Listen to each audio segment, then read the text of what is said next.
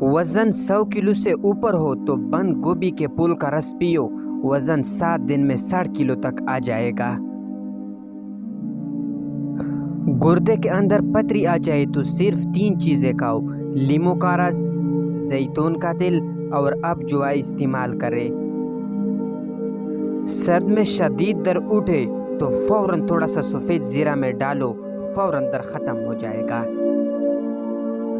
दूध में हल्दी डाल के पीने के 4 फ़ायदे हैं। नंबर 1, हड्डी मजबूत होती है।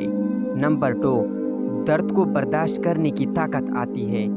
नंबर 3, मायदे की सफाई होती है।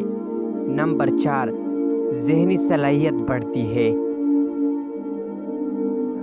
रात को कलवंजी के चंद दाने ज़बान के नीचे रखने से वज़न तेज़ी से कम होना शुरू हो जाता है।